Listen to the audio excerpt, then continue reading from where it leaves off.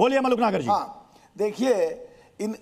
संजय भाई को ये पता है कि जब मैं बोलूंगा तो चिंगारी उठेंगी और ये झेल नहीं पाएंगे, इसीलिए ये लंबे देर तक बोलते रहे। मैं एक बात कह रहा हूं आपके टेलीविजन पे बैठ के कि अगर संविधान के अनुसार कोई बात होती है, संविधान के हिसाब से कोई बात है, अब मुसलमान भाइयों के लिए तो हम भी एनडीए का हिस्सा, हम साथ खड़े हैं, लेकिन ये जो टीएमसी है, ये उसकी साथी पार्टियां,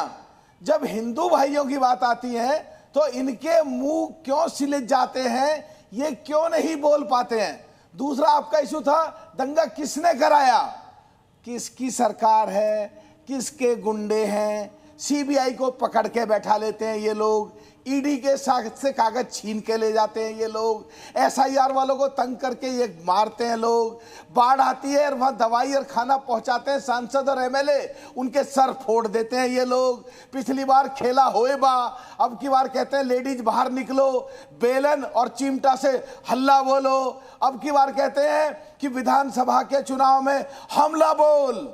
ये बिल्कुल संविधान को कुछ नहीं समझ रहे, माननीय सुप्रीम कोर्ट ने जो आदेश दिया उसको कुछ नहीं समझ रहे, तो कौन झगड़ा करा रहा है, ये तो प्रश्न ही नहीं उठता। खरे साहब, बिल्कुल डीम टू बी एडमिट है कि टीएमसी के लोग, ममता जी के लोग, इनकी पार्टी के गुंडे यही हमला करा रहे हैं और ये बिल्कुल मान चुके हैं कि अब की बार इनका बेड़ा पार नहीं हो पाएगा, ये हार मान चुके हैं और इसलिए ये कुछ भी करने को तैयार है, संविधान को धज्जियां उधेड़ने को तैयार है, लिमिट को पार करने के लिए तैयार है, देश के स्ट्रक्चरल फेडरल को तोड़ने के लिए तैयार है, जहां माननीय सुप्रीम कोर्ट को इंटरवेंशन करना पड़ा है। शाजिया आलमी जी, बंगाल में राजनीतिक हिंसा कोई नई बात नहीं है, एक लंबा ट्रैक रिकॉर्ड रहा है राजनीतिक हिंसा का और हर बार के चुनाव में यह एक बड़ा मुद्दा बनता है, लेकिन इसके बावजूद जीत की हैट्रिक ममता दीदी ने मारी वहां पर और इस बार जीत का चौका मारने का दावा उनका है। तो क्या यह हिंसा सिर्फ चुनाव के पहले चुनावी शोर में और नारों में सुनाई देता है, लेकिन जनता किसी और मुद्दे पर वोट कर देती है?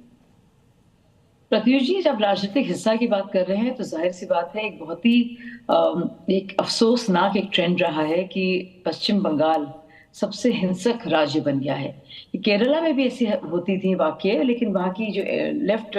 सरकार है उन्होंने इस पर काफी रोकथाम की है और केरला में बहुत ही शांतिपूर्ण चुनाव होते हैं। तो एकमात्र अगर राज्य रह गया है जो जाना जाता है हिंसा के लिए, खास तौर से किसी भी तरह के निकाय के चुनाव हो या फिर प्रदेश के, अब हमेशा आप देखते हैं इसको। अब आप देखिए कि वहां पे आप लगातार हालात देखिए, मैं एक दो के बात नहीं करूंगी, एक दो वाक्यों की। अब भी आप देखिए क्या हुआ है, मतलब पहली बार कोई सीएम को नोटिस दिया गया है सुप्रीम कोर्ट द्वारा, वहां के डीजीपी को, और जो सीएम है वो होम मिनिस्टर है, होम मिनिस्टर, डीजीपी, कमिश्नर को नोटिस दिया जा रहा है सुप्रीम कोर्ट से कि आप जो सरकारी एजेंसी केंद्र से भेजी गई है, आप वहां पे ऑब्स्ट्रक्ट क्यों कर रहे हैं। ना सिर्फ ये, आप बाकायदा जहां पे रेड हो रही है, जिसके बाकायदा प्रमाण है, जिसका ताल्लुक 4 साल पुरानी एक इन्वेस्टिगेशन से है, आप वहां जाके फाइल्स जो है चोरी कर रहे हैं बाकायदा। तो आप क्या तवक्को करते हैं ऐसी सरकार से, आप क्या उम्मीद कर सकते हैं। आप जो देख रहे हैं, जो सूरत हाल है, वो तो जग जाहिर है कि उसकी वजह क्या है। ना सिर्फ ये, आप देखिए चाहे वो क्राइम्स हो औरतों के खिलाफ, चाहे शाहजहां शेख जैसे मामले हों, या पिछली बार जो एनएचआरसी ने बाकायदा इतनी औरतों के रेप्स की बात, इसमें वृद्ध महिलाएं भी थी, आप सोचिए किस तरह से वो केसेस हुए थे। सिर्फ उनकी गलती क्या थी कि उन्होंने भाजपा को वोट दिया था। तो आप देखिए इतना खतरनाक वहां पे माहौल है, एक डर का माहौल है, और ये पूरी तरह से